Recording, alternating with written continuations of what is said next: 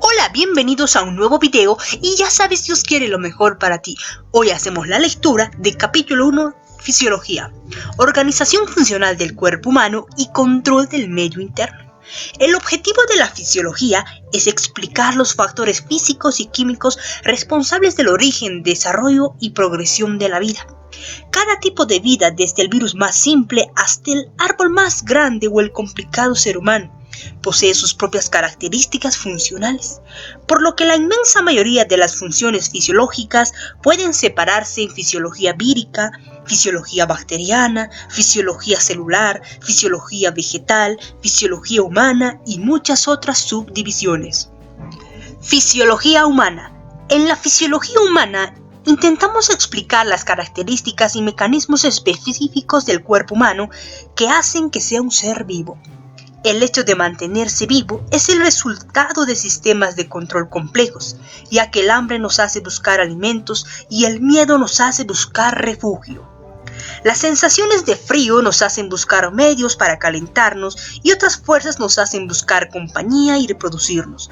Por tanto, en muchos sentidos el ser humano es como un autómata y el hecho de que seamos seres que perciben, sienten y aprenden forma parte de esta secuencia automática de la vida. Estos atributos especiales nos permiten existir en situaciones muy variables. Las células como unidades vivas del cuerpo. La unidad viva básica del cuerpo es la célula. Cada órgano es un agregado de muchas células diferentes que se mantienen unidas mediante estructuras de soportes intercelulares. Cada tipo de célula está especialmente adaptada para realizar una o más funciones concretas. Por ejemplo, los eritrocitos, que ascienden a 25 billones en cada ser humano, transportan el oxígeno desde los pulmones a los tejidos. Aunque estas son las células más abundantes entre todas las células corporales, hay otros 75 billones de células de otros tipos que realizan otras funciones diferentes, es decir, que el cuerpo entero contiene un entorno de 100 billones de células. Aunque las múltiples células del cuerpo son muy diferentes entre sí, todas ellas tienen determinadas características básicas que son similares. Por ejemplo, en todas ellas el oxígeno reacciona con los hidratos de carbono, grasas y proteínas para liberar la energía necesaria para mantener las funciones de la célula y los mecanismos químicos generales que permiten cambiar los nutrientes en energía. Son básicamente los mismos en todas las células y todas las células liberan los productos finales de sus reacciones químicas en los líquidos circundantes. Además, prácticamente todas las células tienen la capacidad de reproducirse formando más células de su propia estirpe.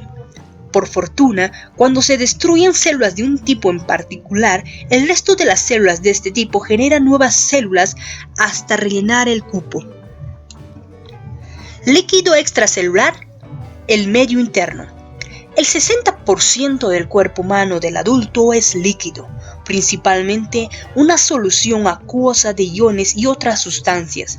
Si bien casi todo este líquido queda dentro de las células y se conoce como líquido intracelular, aproximadamente una tercera parte se encuentra en los espacios exteriores a las células y se denomina líquido extracelular. Este líquido extracelular está en movimiento constante por todo el cuerpo y se transporta rápidamente en la sangre circulante para mezclarse después entre la sangre y los líquidos tisulares por difusión a través de las paredes capilares.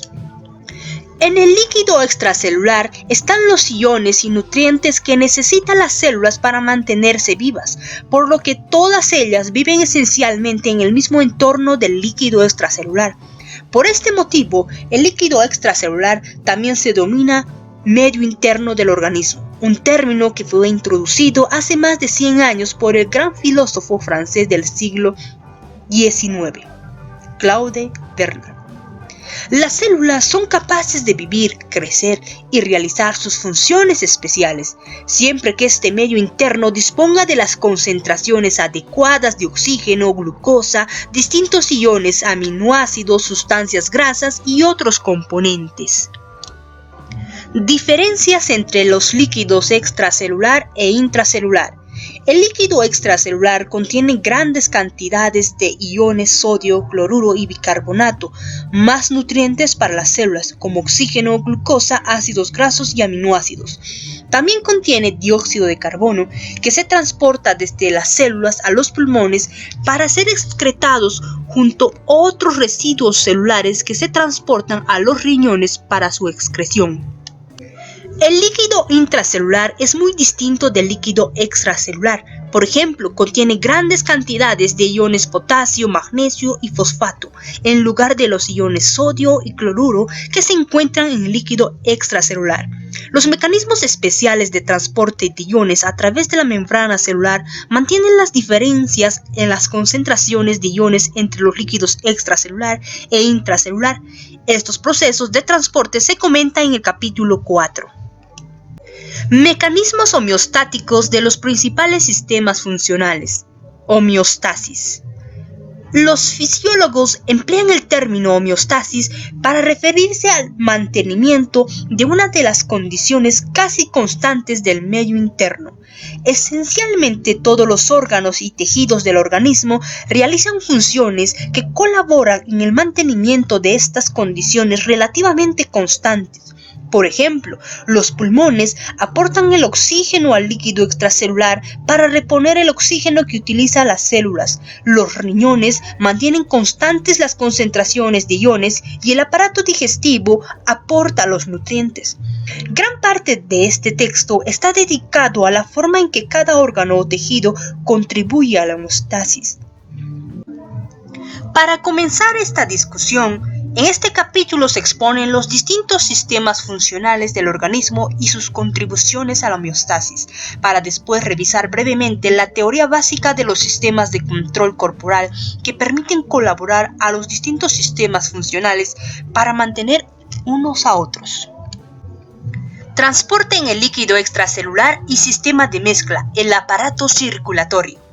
El líquido extracelular se transporta por todo el organismo en dos etapas. La primera de ellas consiste en el movimiento de la sangre por el cuerpo dentro de los vasos sanguíneos y la segunda es el movimiento del líquido entre los capilares sanguíneos y los espacios intercelulares entre las células tisulares. En la figura 1.1 se muestra la circulación general de la sangre. En este modelo, toda la sangre atraviesa todo el circuito una media de una vez por minuto cuando el cuerpo está en reposo y hasta 6 veces por minuto cuando la persona está muy activa.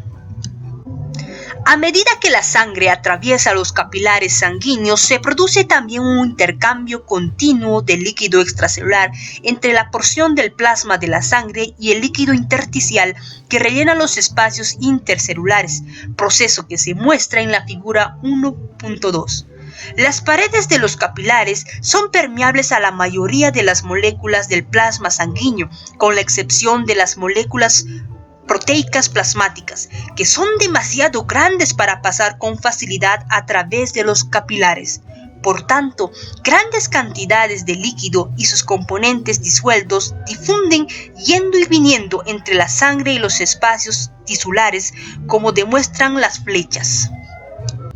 Este proceso de difusión se debe al movimiento cinético de las moléculas en el plasma y en el líquido intersticial, es decir, el líquido y las moléculas disueltas están en movimiento continuo y van dando tumbos en todas las direcciones dentro del plasma y el líquido en los espacios intercelulares, además de atravesar los poros capilares. Pocas células se encuentran a más de 50 micrómetros de un capilar, lo que garantiza la difusión de casi cualquier sustancia desde el capilar hacia la célula en pocos segundos. Es decir, que el líquido extracelular de cualquier zona del organismo, tanto en plasma como en líquido intersticial, se está mezclando continuamente, manteniendo la homogeneidad del líquido extracelular en todo el organismo. Origen de los nutrientes en el líquido extracelular. Aparato respiratorio. En la figura 1.1 se muestra que cada vez que la sangre atraviesa el organismo, también fluye por los pulmones y capta el oxígeno a través de los alvéolos, adquiriendo el oxígeno que necesitan las células. La membrana que separa los alvéolos y la luz de los capilares pulmonares, la membrana alveolar, tiene un grosor de tan solo 0.4 a 2 micrómetros y el oxígeno difunde rápidamente por el movimiento molecular a través de esta membrana para entrar en la sangre. Aparato digestivo. Una gran porción de la sangre que bombea el corazón también atraviesa las paredes del aparato digestivo, donde se absorben los distintos nutrientes, incluidos los hidratos de carbono, los ácidos grasos y los aminoácidos, desde el alimento ingerido hacia el líquido extracelular de la sangre. Hígado y otros órganos que realizan principalmente funciones metabólicas. No todas las sustancias absorbidas del aparato digestivo puede usarse tal como las células las absorbe, y el hígado es el encargado de cambiar la composición química de muchas de ellas para convertirlas en formas más utilizables, mientras que otros tejidos corporales, los adipocitos, la mucosa digestiva, los riñones y las glándulas endocrinas modifican o almacenan las sustancias absorbidas hasta que son necesitadas. El hígado elimina también ciertos residuos producidos en el cuerpo y las sustancias tóxicas que se ingieren. Aparato locomotor. ¿De qué forma contribuye el aparato locomotor a la homeostasis? La respuesta es evidente y sencillo. Si no fuera por los músculos, el organismo no podría desplazarse el espacio apropiado en el tiempo pertinente para obtener los alimentos que necesitan para la nutrición. El aparato locomotor también permite la movilidad como protección frente al entorno, sin la cual todo el organismo, incluidos sus mecanismos homeostáticos, serían destruidos inmediatamente. Eliminación de los productos finales metabólicos. Eliminación del dióxido de carbono en los pulmones. Al mismo tiempo que la sangre capta el oxígeno en los pulmones, se libera el dióxido de carbono desde la sangre hacia los alvéolos, y el movimiento respiratorio de aire que entra y sale de los pulmones transporta el dióxido de carbono hacia la atmósfera. El dióxido de carbono es el más abundante de todos los productos finales del metabolismo. Los riñones. Con el paso de la sangre a través de los riñones se eliminan del plasma la mayoría de las sustancias que, además del dióxido de carbono, las células ya no necesitan, como son los distintos productos finales del metabolismo celular, como la urea y el ácido úrico y el exceso de iones y agua de los alimentos que podrían acumularse en el líquido extracelular. Los riñones realizan su función filtrando primero una gran cantidad de plasma a través de los glomérulos hacia los túbulos y reabsorbiendo hacia la sangre aquellas sustancias que necesita el organismo, como la glucosa, los aminoácidos, cantidades apropiadas de agua y muchos de los iones. La mayoría de las demás sustancias que el organismo no necesita, en especial los productos finales metabólicos como la urea, se reabsorben mal y atraviesan los túbulos renales hacia la orina. Aparato digestivo. El material no digerido que entra en el aparato digestivo y algunos productos residuales del metabolismo se eliminan en las heces. Hígado. Entre las funciones del hígado se encuentran la detoxificación o eliminación de numerosos fármacos y productos químicos que se ingieren. El hígado secreta muchos de estos residuos en la bilis para su eliminación ulterior en las heces. Regulación de las funciones corporales. Sistema nervioso. El sistema nervioso está compuesto por tres partes principales: la porción de aferencia sensitiva, el sistema nervioso central o la porción integradora, y la porción eferente motora. Los receptores sensitivos detectan el estado del cuerpo o de su entorno. Por ejemplo, los receptores de la piel informan al sujeto de que un objeto ha tocado la piel en cualquier punto. Los ojos son órganos sensitivos que aportan una imagen visual del entorno, y los oídos también son órganos sensitivos. El sistema nervioso central está formado por el cerebro y la médula espinal. El cerebro almacena información, genera los pensamientos, crea la ambición y determina las reacciones que debe realizar el cuerpo en respuesta a las sensaciones para a continuación transmitir las señales apropiadas a través de la porción motora eferente del sistema nervioso para transmitir los deseos del sujeto.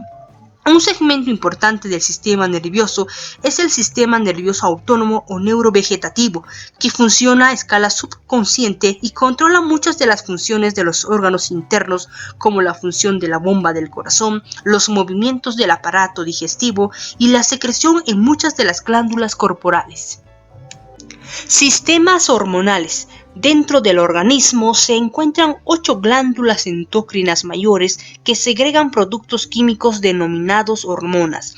Estas hormonas se transportan en el líquido extracelular a todas las partes del cuerpo para regular las funciones celulares. Por ejemplo, la hormona tiroidea aumenta la velocidad de la mayoría de las reacciones químicas de todas las células, con lo que se facilita el ritmo de la actividad corporal, mientras que la insulina controla el metabolismo de la glucosa.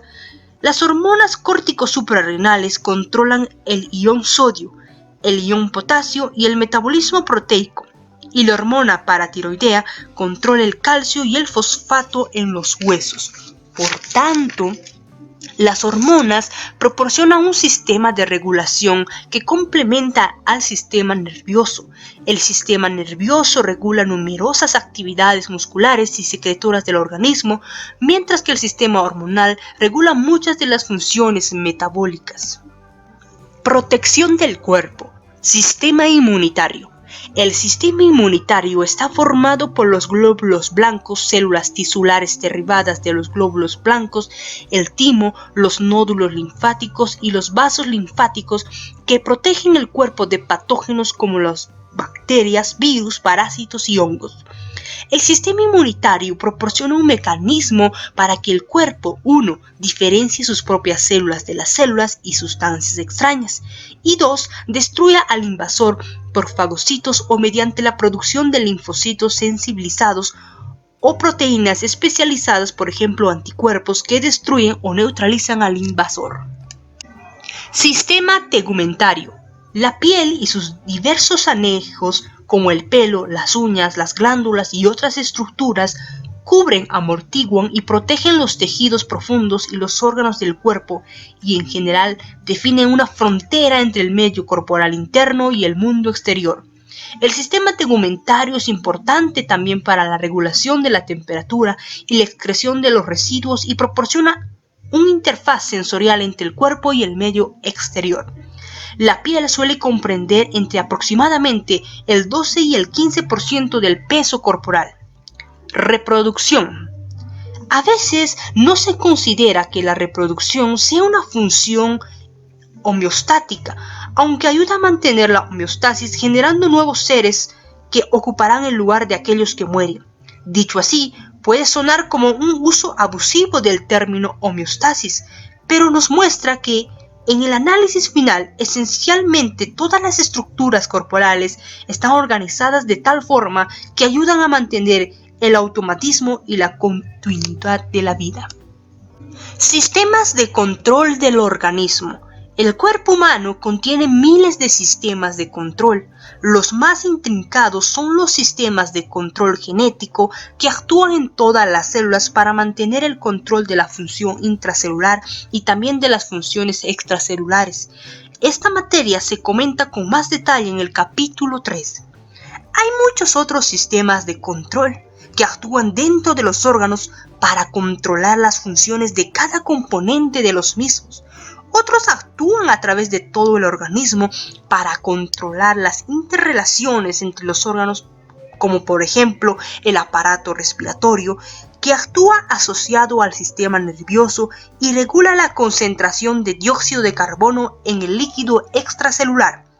El hígado y el páncreas regulan la concentración de glucosa en el líquido extracelular y los riñones regulan las concentraciones de hidrógeno, sodio, potasio, fosfato y otros iones en el líquido extracelular. Ejemplos de mecanismos de control. Regulación de las concentraciones de oxígeno y dióxido de carbono en el líquido extracelular. Como el oxígeno es una de las principales sustancias que requieren las reacciones químicas de las células, el organismo tiene un mecanismo de control especial para mantener una concentración casi exacta y constante de oxígeno en el líquido extracelular. Este mecanismo depende principalmente de las características químicas de la hemoglobina, que está presente en todos los eritrocitos. La hemoglobina se combina con el oxígeno a medida que la sangre atraviesa los pulmones. Posteriormente, cuando la sangre atraviesa los capilares tisulares, su propia afinidad química importante por el oxígeno permite que no libere en los tejidos si hay demasiado. Pero si la concentración de oxígeno en el líquido tisular es demasiado baja, se libera oxígeno suficiente para restablecer una concentración adecuada. Es decir, la regulación de la concentración de oxígeno en los tejidos se basa principalmente en las características químicas de la propia hemoglobina, regulación que se conoce como función amortiguadora del oxígeno de la hemoglobina. La concentración de dióxido de carbono en el líquido extracelular está regulada de una forma muy diferente. El dióxido de carbono es el principal producto final de las reacciones oxidativas de las células. Si todo el dióxido de carbono que se forma en ellas se acumulan en los líquidos tisulares, todas las reacciones que aportan oxígeno a la célula cesarían. Por fortuna, una concentración mayor de lo normal de dióxido de carbono en la sangre excita el centro respiratorio, haciendo que la persona respire rápida y profundamente, lo que aumenta la expiración de dióxido de carbono y por tanto elimina el exceso de dióxido de carbono de la sangre y los líquidos tisulares. Este proceso continúa hasta que la concentración vuelve a la normalidad. Regulación de la presión arterial. Hay varios sistemas que contribuyen a la regulación de la presión arterial. Uno de ellos, el sistema vasoreceptores, es un ejemplo sencillo y excelente de un mecanismo de control de acción rápida. En las paredes de la zona en que se bifurcan las arterias carótidas en el cuello y también en el callado aórtico en el tórax se encuentran muchos receptores nerviosos denominados vasoreceptores que se estimulan cuando se estiran la pared arterial.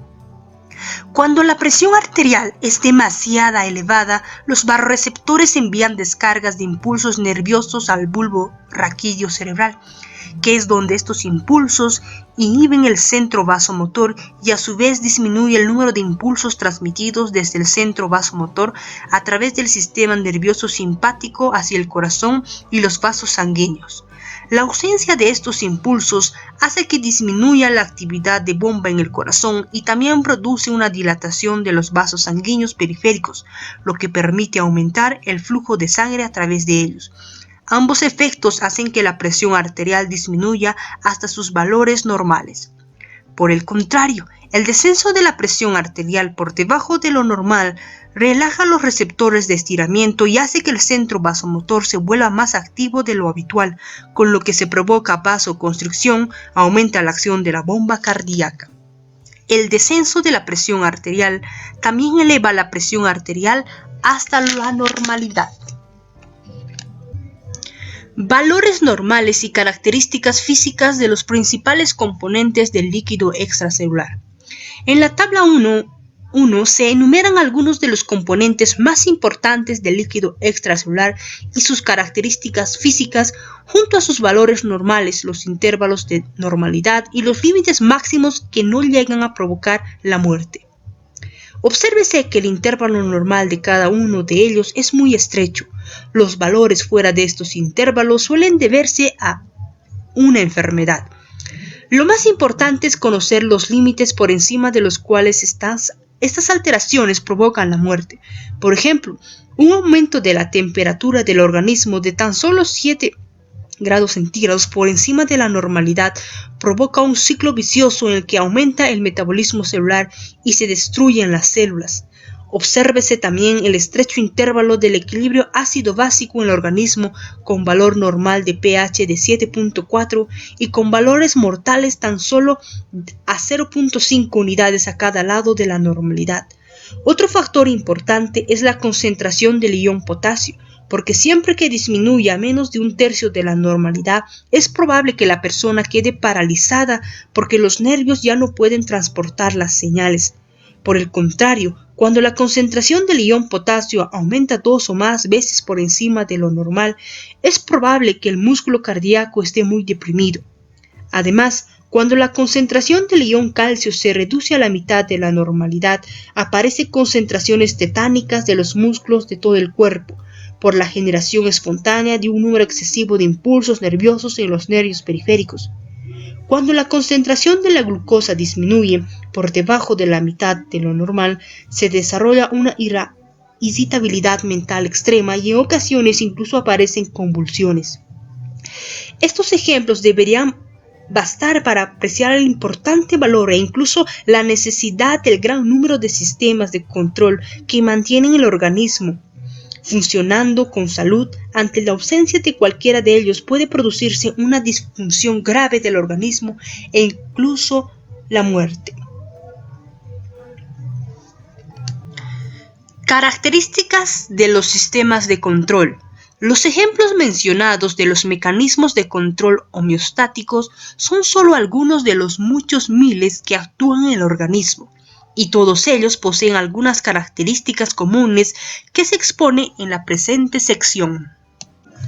Retroalimentación negativa de la mayoría de los sistemas de control.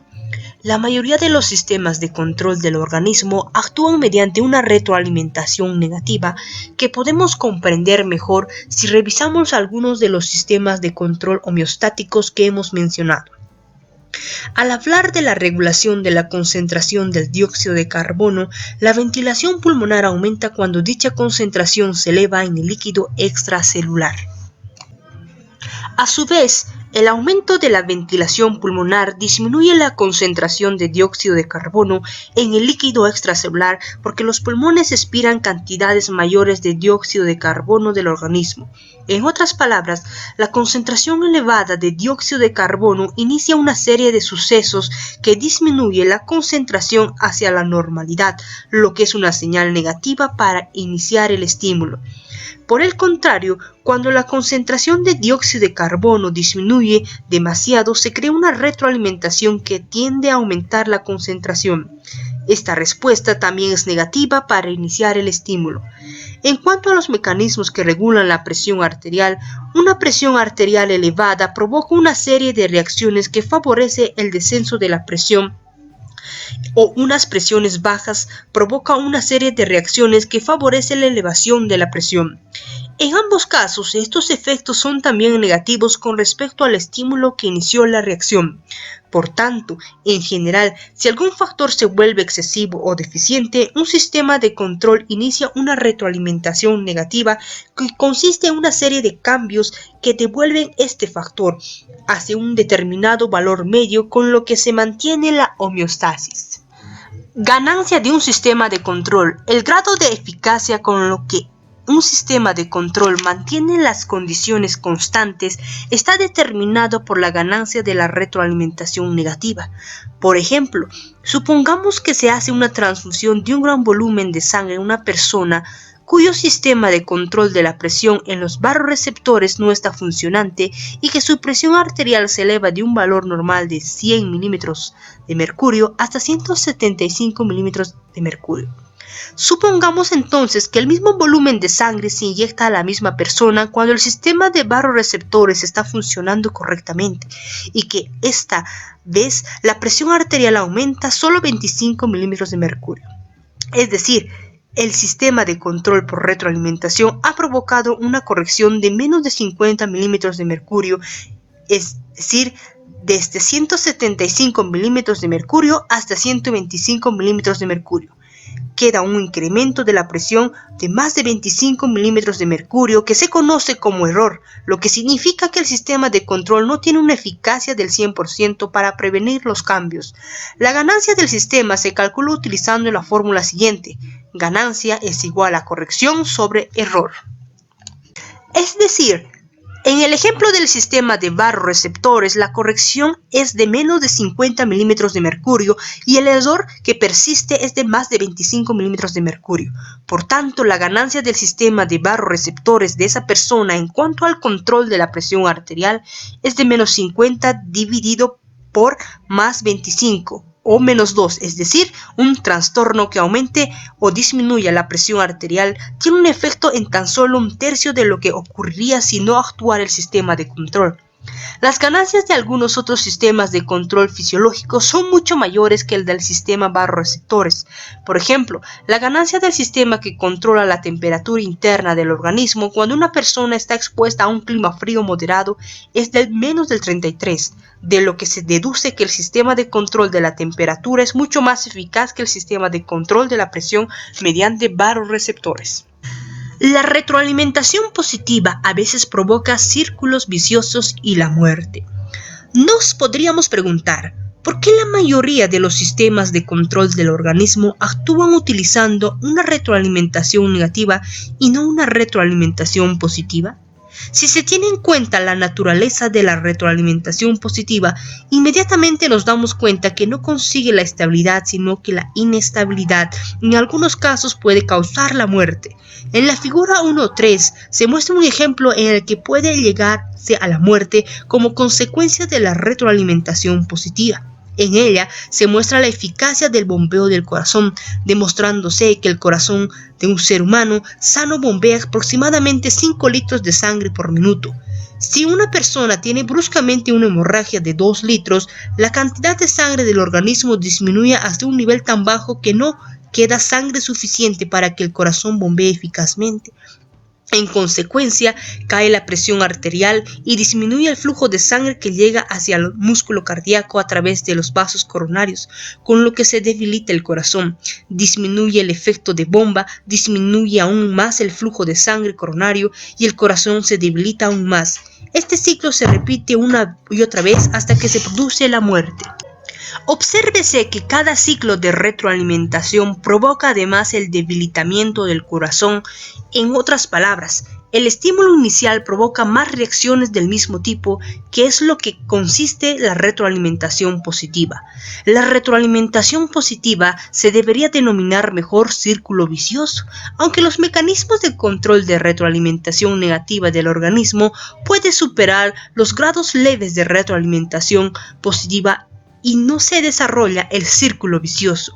Por ejemplo, si la persona del ejemplo anterior tuviera una hemorragia de 1 litro en lugar de 2, los mecanismos normales de retroalimentación negativa que controlan el gasto cardíaco y la presión arterial superarían la retroalimentación positiva y la persona se podría recuperar, como muestra la curva de puntos en la figura 1.3. La retroalimentación positiva a veces es útil. En algunos casos, el organismo usa la retroalimentación positiva a su favor. La coagulación sanguínea es un ejemplo de gran valor que tiene la retroalimentación positiva. Cuando se rompe un vaso sanguíneo y comienza a formarse un coágulo, dentro de este se activan muchas enzimas denominadas factores de coagulación. Algunas de estas enzimas actúan sobre otras enzimas inactivadas que están en la sangre inmediatamente adyacentes, con lo que se consigue que coagule más sangre. Este proceso continúa hasta que se tapone el orificio del vaso y cesa la hemorragia. A veces, este mecanismo se va de las manos y provoca la formación de coágulos no deseados. En realidad, este proceso es el que inicia la mayoría de los ataques cardíacos que se deben al comienzo de un coágulo en la superficie interna de una placa aterosclerótica en la arteria coronaria y el crecimiento del coágulo continuo hasta que se bloquea la arteria. El parto es otro ejemplo en el que la retroalimentación positiva tiene gran importancia. Cuando las contracciones uterinas son suficientemente fuertes como para que la cabeza del niño comience a empujar el cuello uterino, el estiramiento de este envía señales a través del músculo uterino que vuelven hasta el cuerpo del útero, provocando contracciones aún más potentes. Es decir, las contracciones uterinas estiran el cuello y el estiramiento del cuello provoca las contracciones más potentes. El niño nace cuando este proceso adquiere la potencia suficiente. Si no lo hace, las contracciones se desvanecen y transcurren algunos días hasta que se vuelva a comenzar.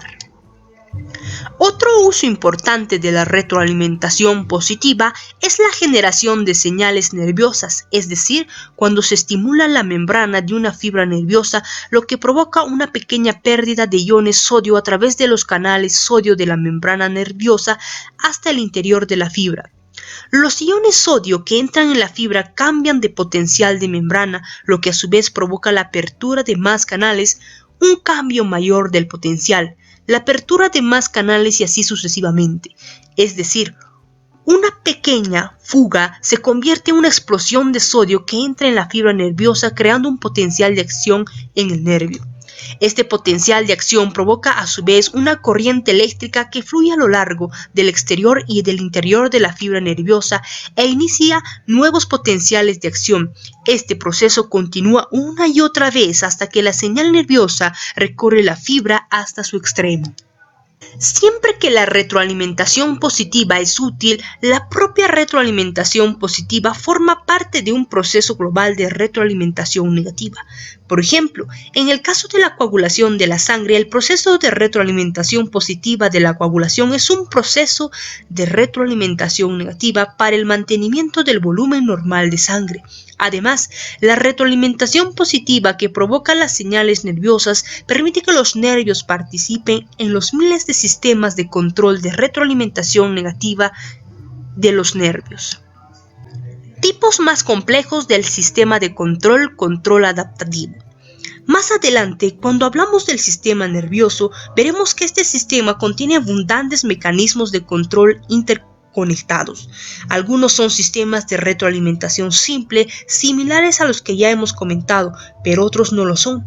Por ejemplo, algunos movimientos del organismo son tan rápidos que no hay tiempo suficiente para que las señales nerviosas se desplacen desde la periferia del organismo hasta el cerebro y vuelvan a la periferia para controlar el movimiento, por lo que el cerebro aplica un principio que se conoce como control anterógrado, que hace que se contraigan los músculos apropiados, es decir, las señales del nervio sensible de las partes en movimiento informan al cerebro si el movimiento se está realizando correctamente. En caso contrario, el cerebro corrige las señales anterógradas que envía hacia los músculos la siguiente vez que se necesite ese movimiento. Después, si necesitan nuevas correcciones, se realizarán cada vez en los movimientos sucesivos. Es lo que se denomina control adaptativo, que en cierto sentido es una retroalimentación negativa retardada. En resumen, comprobamos los complejos que pueden ser los sistemas de control de retroalimentación del organismo. La vida de una persona depende de todos ellos, por lo que una gran parte de la presente obra se dedica a comentar estos mecanismos vitales. Resumen: automatismo del organismo. El objetivo de este capítulo ha sido señalar, en primer lugar, la organización global del organismo y en segundo lugar, los medios por lo que cada parte del organismo actúa en armonía con los demás. Para resumir, el organismo es en realidad un ente social formado por 100 billones de células organizadas en distintas estructuras funcionales, algunas de las cuales se conoce como órganos. Cada estructura funcional contribuye por su parte al mantenimiento de la condición homeostática del líquido extracelular que se denomina medio interno. Mientras se mantengan las condiciones normales en el medio interno, las células del organismo continuarán viviendo y funcionando correctamente. Cada célula se beneficia de la homeostasis, a su vez contribuye con su parte al mantenimiento de la misma. Esta interrelación recíproca proporciona un automatismo continuo del organismo hasta que uno o más sistemas funcionales pierdan su capacidad de contribuir por su parte a la funcionalidad. Cuando esto sucede, sufre todas las células del organismo. La disfunción extrema provoca la muerte y la disfunción moderada provoca la enfermedad. Bueno, logramos concluir con esta lectura.